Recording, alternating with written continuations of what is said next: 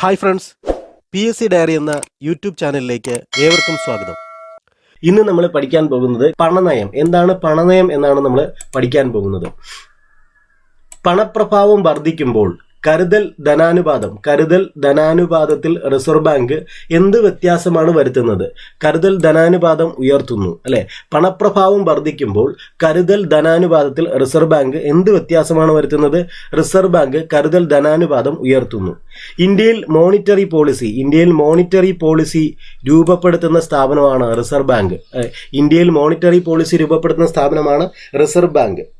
അതങ്ങനെ തന്നെ ഓർത്തിരിക്കണം. ഇന്ത്യയിൽ മോണിറ്ററി പോളിസി രൂപപ്പെടുത്തുന്ന സ്ഥാപനമാണ് റിസർവ് ബാങ്ക്. ഇന്നത്തെ രീതിയിലുള്ള കരുതൽ ധനാനുപാതം ഇന്ത്യയിൽ നടപ്പിലാക്കിയ വർഷം 1973 ആണ്. ഇന്നത്തെ രീതിയിലുള്ള കരുതൽ ധനാനുപാതം ഇന്ത്യയിൽ നടപ്പിലാക്കിയ വർഷം 1973 ആണ്.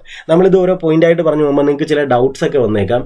അത് തുടർന്ന് പറയുമ്പോൾ നിങ്ങൾക്ക് ക്ലിയർ ആയിക്കോളും. ഇപ്പോൾ കരുതൽ ധനാനുപാതം എന്താണ്, അതൊക്കെ തുടർന്ന് നമ്മൾ പോയിന്റായിട്ട് പഠിക്കുന്നുണ്ട്. അപ്പോൾ നിങ്ങൾക്ക് അത് ക്ലിയർ ആയിക്കോളും. അപ്പോൾ എന്നിട്ട് ഒന്നുകൂടെ ഇതൊന്ന് കാണുക. അപ്പോഴത്തേക്ക് നിങ്ങൾ ഫുൾ ക്ലിയർ ആവും. എന്നിട്ട് ആ പ്രസ്താവന ചോദ്യങ്ങൾ കൂടി വർക്കൗട്ട് ചെയ്യുക.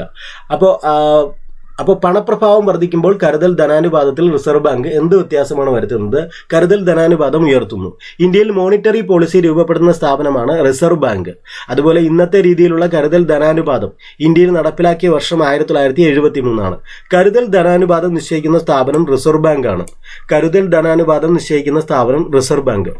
ഇന്ത്യയിൽ സ്റ്റാറ്റ്യൂട്ടറി ലിക്വിഡിറ്റി റേഷ്യോ ഈ പോയിന്റ് ഇതൊക്കെ കേൾക്കുമ്പോൾ നമുക്ക് എന്തൊക്കെയോ ഒരു ഇതായിട്ട് തോന്നും. അയ്യോ ഇത്രയൊക്കെ പഠിക്കാനുണ്ടോ? നിങ്ങളതൊന്നും വിഷമിക്കേണ്ട കാര്യമില്ല. ഇപ്പോൾ തുടർന്ന് പറയുമ്പോൾ എന്താണ് സ്റ്റാറ്റ്യൂട്ടറി ലിക്വിഡിറ്റി റേഷ്യോ, അതേപോലെ കരുതൽ ധനാനുപാതം എന്താണെന്നൊക്കെ തുടർന്ന് നമ്മൾ പറയുന്നുണ്ട്. അപ്പോൾ നിങ്ങൾക്കത് മനസ്സിലായിക്കൊള്ളും. അപ്പോൾ ഇന്ത്യയിൽ സ്റ്റാറ്റ്യൂട്ടറി ലിക്വിഡിറ്റി റേഷ്യോ ആരംഭിച്ച വർഷം എന്ന് പറയുന്നത് 1949 ആണ് അല്ലേ. 1949 അങ്ങനെ പ്രാധാന്യമുണ്ട് അല്ലേ. എന്നാണ് നാഷണലൈസ് ചെയ്തത്, RBI നാഷണലൈസ് ചെയ്തത് 1949 അല്ലേ. ആ സമയത്തെ RBI ഗവർണർ CD ദേശ്മുഖാണെന്നറിയാം. ഇന്ത്യയിൽ സ്റ്റാറ്റ്യൂട്ടറി ലിക്വിഡിറ്റി റേഷ്യോ ആരംഭിച്ച വർഷവും 1949 ആണ്.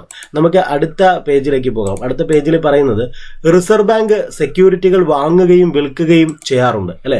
റിസർവ് ബാങ്ക് സെക്യൂരിറ്റികൾ വാങ്ങുകയും വിൽക്കുകയും ചെയ്യാറുണ്ട്. അങ്ങനെ ചെയ്യുന്നത് അറിയപ്പെടുന്നത് ഓപ്പൺ മാർക്കറ്റ് ഓപ്പറേഷൻസ് എന്നാണ്. Open market operations. അപ്പോൾ ഈ ഒരു ടേം അല്ലെ, നേരത്തെ ലിക്വിഡിറ്റി റേഷ്യോ എന്ന് പറഞ്ഞിട്ടൊന്നും പഠിച്ചില്ലേ. അപ്പോൾ ഇതേപോലെ എന്താണ് ഓപ്പൺ മാർക്കറ്റ് ഓപ്പറേഷൻസ്, ഇതൊക്കെ ഒരു ടേമാണ്. അപ്പോൾ നിങ്ങൾ ബുക്കിലായിട്ട് എഴുതി വെക്കേണ്ട ടേമാണ് അല്ലെ. സ്റ്റാറ്റ്യൂട്ടറി ലിക്വിഡിറ്റി റേഷ്യോ അതൊരു ടേമാണ്. RBI ആയിട്ട് ബന്ധപ്പെട്ട് പണനയവുമായി ബന്ധപ്പെട്ട ടേമാണ് സ്റ്റാറ്റ്യൂട്ടറി ലിക്വിഡിറ്റി റേഷ്യോ അല്ലെ. അത് വന്നത് 1949 അത് വന്നു തുടങ്ങിയത് അല്ലെ, അവതരിപ്പിച്ചത് 1949 അതുപോലെ ഓപ്പൺ മാർക്കറ്റ് ഓപ്പറേഷൻസ് നിങ്ങൾ ഒരു സൈഡിൽ എഴുതി വെക്കണം. ഓപ്പൺ മാർക്കറ്റ് ഓപ്പറേഷൻസ് എന്താണ്? റിസർവ് ബാങ്ക് സെക്യൂരിറ്റികൾ വാങ്ങുകയും വിൽക്കുകയും ചെയ്യുന്നത് അറിയപ്പെടുന്ന പേരാണ് ഓപ്പൺ മാർക്കറ്റ് ഓപ്പറേഷൻസ് എന്ന് പറയുന്നത്. ഇനി നമ്മൾ അപ്പോൾ കഴിഞ്ഞ ലാസ്റ്റ് പേജിൽ പഠിച്ച സ്റ്റാറ്റ്യൂട്ടറി ലിക്വിഡിറ്റി റേഷ്യോ അതെന്താണെന്നാണ് പറയുന്നത്. എല്ലാ ഷെഡ്യൂൾഡ് ബാങ്കുകളും നിയമപരമായി അവരുടെ കൈവശം എത്തിച്ചേർന്ന പണമാകാം, കടപ്പത്രമാകാം, സ്വർണമാകാം അല്ലെ. പണം, കടപ്പത്രം, സ്വർണം തുടങ്ങിയവയുടെ ഒരു നിശ്ചിത ശതമാനം അവരുടെ അധീനതയിൽ തന്നെ സൂക്ഷിക്കണം. ഇതിന്റെ അളവിന് പറയുന്ന പേരാണ് സ്റ്റാറ്റ്യൂട്ടറി ലിക്വിഡിറ്റി റേഷ്യോ എന്ന് പറയുന്നത്. ഒന്നുകൂടെ പറയാം, ശ്രദ്ധയോടെ കേട്ടിരിക്കുക. എല്ലാ ഷെഡ്യൂൾഡ് ബാങ്കുകളും നിയമപരമായി അവരുടെ കൈവശം എത്തിച്ചേർന്ന പണം, കടപ്പത്രം, സ്വർണം തുടങ്ങിയവയുടെ ഒരു നിശ്ചിത ശതമാനം അവരുടെ അധീനതയിൽ തന്നെ സൂക്ഷിക്കണം. ഇതിന്റെ അളവിന് പറയുന്ന പേരാണ് സ്റ്റാറ്റ്യൂട്ടറി ലിക്വിഡിറ്റി റേഷ്യോ എന്ന് പറയുന്നത്. അപ്പോൾ മനസ്സിലായെന്ന് വിചാരിക്കുന്നു. അപ്പോൾ അടുത്തൊരു പോയിന്റ് ആണ് കരുതൽ ധനാനുപാതം അല്ല. ഞാൻ പറഞ്ഞു നേരത്തെ, ഇതൊന്നും കണ്ട് പേടിക്കേണ്ട, ഇതൊക്കെ തുടർന്ന് പറയുന്നുണ്ടെന്ന് ഞാൻ പറഞ്ഞു.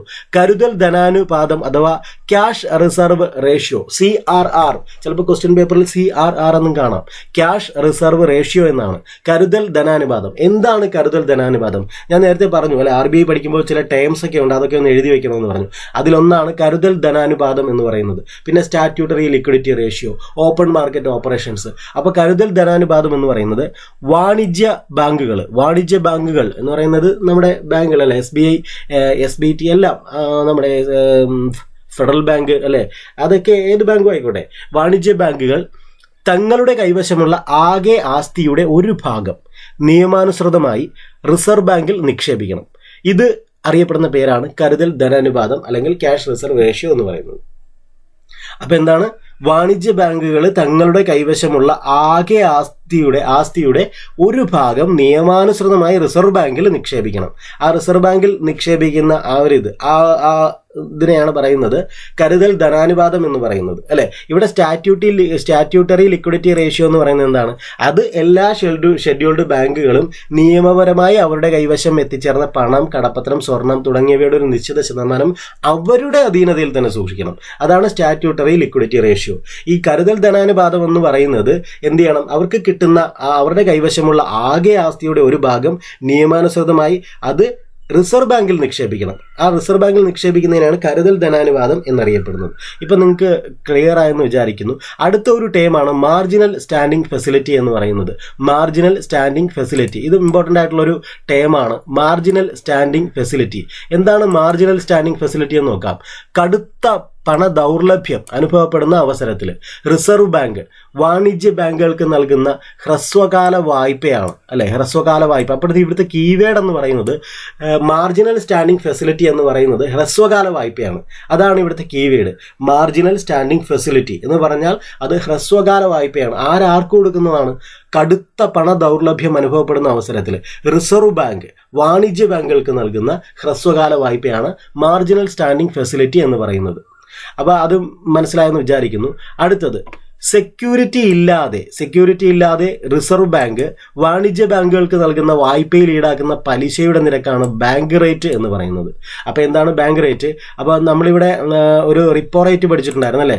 Bank rate. അപ്പോൾ ഇപ്പോൾ റിപ്പോ റേറ്റ് അതേപോലെ ബാങ്ക് റേറ്റ് ഇത് രണ്ടും നമ്മളിപ്പോൾ പഠിക്കുകയാണ്. രണ്ടും റിപ്പോ റേറ്റ് എന്താണ്, അതേപോലെ ബാങ്ക് റേറ്റ് എന്താണ്. ബാങ്ക് റേറ്റ് എന്ന് പറയുന്നത് ഇത്രയേ ഉള്ളൂ. എന്തെങ്കിലും ഒരു സെക്യൂരിറ്റി മേടിച്ചുകൊണ്ടാണ് ഒരു ബാങ്കിന് റിസർവ് ബാങ്ക് വായ്പ നൽകുന്നതെങ്കിൽ അതിനെ വിളിക്കുന്നത് പേര് റിപ്പോ റേറ്റ് എന്നാണ്. നോക്കിയേ, സെക്യൂരിറ്റി വാങ്ങിക്കൊണ്ട്, എന്തെങ്കിലും ഒരു സെക്യൂരിറ്റി വാങ്ങിക്കൊണ്ട് റിസർവ് ബാങ്ക് വാണിജ്യ ബാങ്കുകൾക്ക് നൽകുന്ന വായ്പയിൽ ഈടാക്കുന്ന പലിശയുടെ നിരക്കാണ് റിപ്പോ റേറ്റ് എന്നറിയപ്പെടുന്നത്. എന്താണ്? എന്തെങ്കിലും ഒരു സെക്യൂരിറ്റി മേടിച്ചുകൊണ്ട് വാണിജ്യ ബാങ്കുകൾക്ക് റിസർവ് ബാങ്ക് നൽകുന്ന വായ്പയിൽ ഈടാക്കുന്ന പലിശയുടെ നിരക്കാണ്. അതാണ് റിപ്പോ റേറ്റ് എന്നറിയപ്പെടുന്നത്. ഇനി സെക്യൂരിറ്റി ഒന്നും ഇല്ലാതെ റിസർവ് ബാങ്ക് വാണിജ്യ ബാങ്കുകൾക്ക് നൽകുന്ന വായ്പയിൽ ഈടാക്കുന്ന പലിശയുടെ നിരക്കാണ് ബാങ്ക് റേറ്റ് എന്ന് പറയുന്നത്. ഇത് രണ്ടും ഇപ്പം മനസ്സിലായെന്ന് വിചാരിക്കുന്നു. അടുത്തൊരു പോയിന്റ്, കേന്ദ്ര സർക്കാരിന്റെ മോണിറ്ററി പോളിസി കമ്മിറ്റിയുടെ ചെയർപേഴ്സൺ മോണിറ്ററി പോളിസി അവതരിപ്പിക്കുന്ന അത് റിസർവ് ബാങ്ക് ആണെന്ന് പറഞ്ഞു, അല്ലെ. കേന്ദ്ര സർക്കാരിന്റെ മോണിറ്ററി പോളിസി കമ്മിറ്റിയുടെ ചെയർപേഴ്സൺ റിസർവ് ബാങ്ക് ഗവർണറാണ്. കേന്ദ്ര സർക്കാരിന്റെ മോണിറ്ററി പോളിസി കമ്മിറ്റിയുടെ ചെയർപേഴ്സൺ റിസർവ് ബാങ്ക് ഗവർണറാണ്. മോണിറ്ററി പോളിസി കമ്മിറ്റിയിലെ അംഗങ്ങളുടെ കാലാവധി എന്ന് പറയുന്നത് 4 വർഷമാണ്. മോണിറ്ററി പോളിസി കമ്മിറ്റിയിലെ അംഗങ്ങളുടെ കാലാവധി 4 വർഷമാണ്. അംഗങ്ങളുടെ കാലാവധി. അടുത്ത ഒരു പോയിന്റ് നോക്കാം. വർഷത്തിൽ കുറഞ്ഞത് എത്ര തവണയാണ് മോണിറ്ററി പോളിസി കമ്മിറ്റി യോഗം ചേർന്ന് പലിശ നിരക്ക് പ്രഖ്യാപിക്കുന്നത്? വർഷത്തിൽ മോണിറ്ററി പോളിസി കമ്മിറ്റി 4 തവണ യോഗം ചേരുന്നുണ്ട്.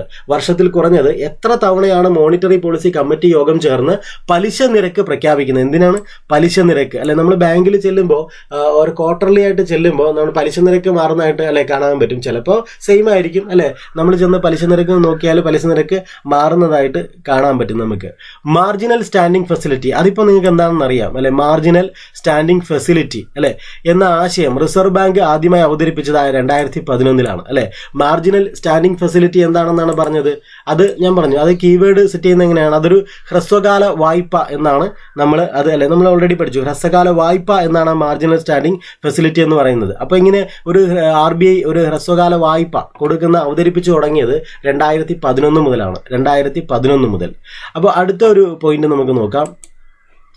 മാർജിനൽ സ്റ്റാൻഡിംഗ് ഫെസിലിറ്റിയിലൂടെ വാണിജ്യ ബാങ്കുകൾക്ക് റിസർവ് ബാങ്കിൽ നിന്ന് വാങ്ങാൻ കഴിയുന്ന കുറഞ്ഞ തുക എത്ര കോടി രൂപയാണ്? അത് 1 കോടി രൂപയാണ്. മാർജിനൽ സ്റ്റാൻഡിംഗ് ഫെസിലിറ്റിയിലൂടെ വാണിജ്യ ബാങ്കുകൾക്ക് റിസർവ് ബാങ്കിൽ നിന്ന് വാങ്ങാൻ കഴിയുന്ന കുറഞ്ഞ തുക എന്ന് പറയുന്നത് 1 കോടി രൂപയാണ്. ആഴ്ചയിലെ ഏത് ദിവസം ഒഴികെയുള്ള പ്രവൃത്തി ദിവസങ്ങളിലാണ് ബാങ്കുകൾക്ക് മാർജിനൽ സ്റ്റാൻഡിംഗ് ഫെസിലിറ്റി പ്രയോജനപ്പെടുത്താൻ കഴിയുന്നത്? ശനിയാഴ്ചയാണ്. ശനിയാഴ്ച മാർജിനൽ സ്റ്റാൻഡിംഗ് ഫെസിലിറ്റി പ്രയോജനപ്പെടുത്താൻ കഴിയില്ല. അപ്പോൾ നിങ്ങൾക്ക് ഞാൻ ഈ പറയുന്നത് നിങ്ങൾക്ക് നന്നായിട്ട് മനസ്സിലാവുന്നുണ്ട്, അല്ലെങ്കിൽ നിങ്ങൾക്ക് ഈ വീഡിയോ ക്ലാസ്സൊക്കെ ഇഷ്ടപ്പെടുന്നുണ്ടെങ്കിൽ നിങ്ങൾ തീർച്ചയായിട്ടും ലൈക്ക് ചെയ്യുക, നിങ്ങളുടെ സുഹൃത്തുക്കൾക്കൊക്കെ ഇത് ഷെയർ ചെയ്യുക.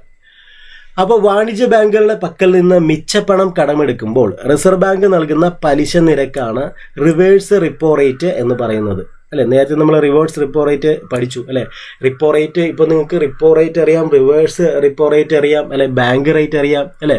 വാണിജ്യ ബാങ്കുകളുടെ പക്കൽ നിന്ന് എന്താണ്? വാണിജ്യ ബാങ്കുകളുടെ പക്കൽ നിന്ന് മിച്ചപ്പണം കടമെടുക്കുമ്പോൾ റിസർവ് ബാങ്ക് നൽകുന്ന പലിശ നിരക്കാണ് ഏത് പേരിൽ അറിയപ്പെടുന്നത്? റിവേഴ്സ് റിപ്പോ റേറ്റ് എന്ന് പറയുന്നത് അല്ലെ? അപ്പോൾ എന്താണ്, ഇപ്പോൾ റിസർവ് ബാങ്ക് ഒരു ബാങ്കിന്, വാണിജ്യ ബാങ്കിന്, റിസർവ് ബാങ്ക് ഒരു വാണിജ്യ ബാങ്കിന് പൈസ കടം കൊടുക്കുന്നു എന്ന് വിചാരിക്കുക. അപ്പോൾ ഏർപ്പെടുത്തുന്നതാണ് റിപ്പോ റേറ്റ് അല്ലെങ്കിൽ ബാങ്ക് റേറ്റ്. റിപ്പോ റേറ്റും ബാങ്ക് റേറ്റും അല്ലെ? എന്താണ്? റിസർവ് ബാങ്ക് മറ്റൊരു ബാങ്കിന് പണം കടം കൊടുക്കുമ്പോൾ അല്ലെ ഏർപ്പെടുത്തുന്ന പലിശയുടെ നിരക്കാണ് റിപ്പോ റേറ്റും ബാങ്ക് റേറ്റും. റിപ്പോ റേറ്റും ബാങ്ക് റേറ്റും തമ്മിലുള്ള വ്യത്യാസം എന്താ?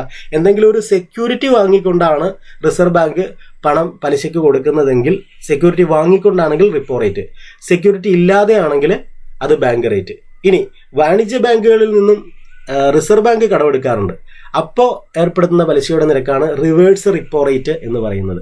അപ്പോൾ നമ്മൾ ഇന്ന് ഈ എക്കണോമിക്സ് എന്നൊക്കെ പറയുന്നത് ഇച്ചിരി അങ്ങനെ പെട്ടെന്ന് അങ്ങനെ എല്ലാവർക്കും ദഹിക്കണമെന്നില്ല. അതുകൊണ്ട് നമ്മൾ കുറേശ്ശെ പഠിച്ചു പോവുക. ഇപ്പോൾ എക്കണോമിക്സ് ഈ അടുത്ത കാലങ്ങളിൽ വളരെയധികം കൂടുതലായിട്ട് ചോദിച്ചു കാണുന്നൊരു സബ്ജക്റ്റാണ് എക്കണോമിക്സ്. സിമ്പിളാണ്, നമുക്ക് പഠിച്ചെടുക്കാവുന്നതേ ഉള്ളൂ. അപ്പോൾ ഓക്കെ, എല്ലാവർക്കും നന്ദി, താങ്ക് യു.